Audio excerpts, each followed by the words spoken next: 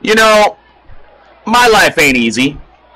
I get hounded day in and day out, people trying to attack me out of nowhere, even at the grocery store. Hell, last week I had to drive 20 miles before Michael Carson, chasing me on his motorcycle, finally gave up. And I'm getting pretty sick and tired of hearing the words Extreme Championship used in conjunction with my name. And yes, I'm looking over at you, Johnny LaMonaco. Now, before you all come up with some story that I'm crazy, let me just say I'm not as foolish to think that this title around my waist wasn't at one point called that. But like a superhero donning a moniker or a normal schlub like all of you changing your names, that extreme title no longer exists. This is the true United States Championship held around the waist of the only man perfectly qualified to call himself champion of the United States. Let's run down the list, shall we? I've fought all over the grid, been a champion of all sorts. Cruiserweight, Tag Team, North American, Intercontinental, International, United States, and DHA. The man before you now is the only 13-time World Heavyweight Wrestling Champion in the business.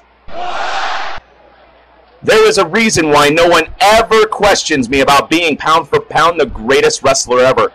Although, I have noticed that people do like to argue when I bring up that nobody argues about it. But the point is, I am, have been, and always will be the pound for pound greatest wrestler ever.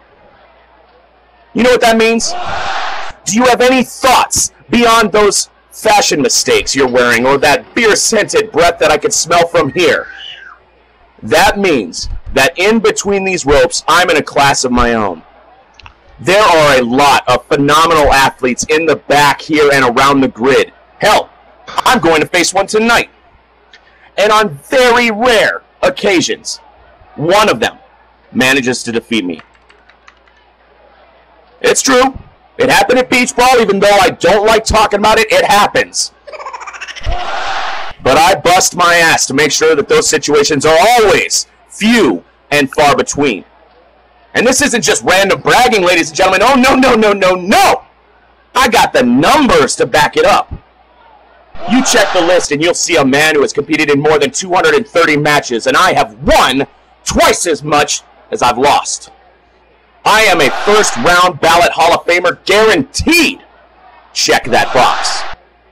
Some people say that just because some of the titles I've won weren't in VWE or because those companies shut down, that they don't count. To those foolish mortals, I laugh because that is naive and small-minded. The blood counted. The sweat counted. The heartache of failure. The excitement of victory all counted. And all of that, I bring to the title around my waist, the true United States Championship.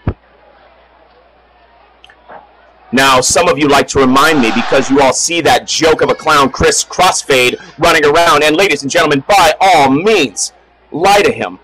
Tell him that he's, wink, the U.S. champion.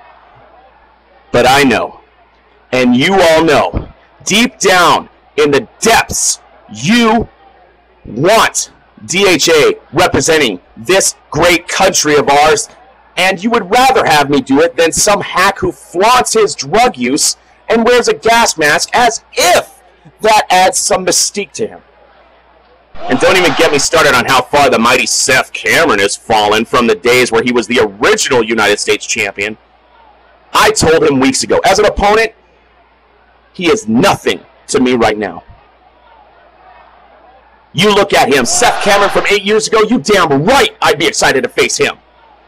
But this Seth, the Cameron you saw last week take an ego trip and have to get helped to the back? No thank you.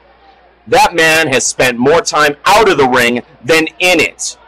It's the same argument when it comes to the other Hall of Famers like Brackman Wilder, that everyone and their mother seems to want back in the VWE right now. Back when I was just that little DHA, just getting started, I loved Brackman Wilder. He was the guy I looked up to the most, but now, let's get serious. He's been gone 7 years. That's more than double the time he was an active wrestler. The world, our business, has surpassed him. And it's surpassed Seth Cameron, too. The Eliminator is dead. The man you saw last week is nothing but the rotted husk, the shell of a great man. That Seth Cameron from last week is not worthy of my time.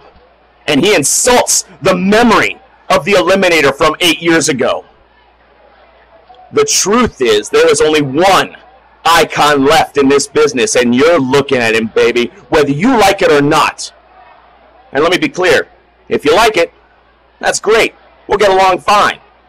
If not, then you are not my problem.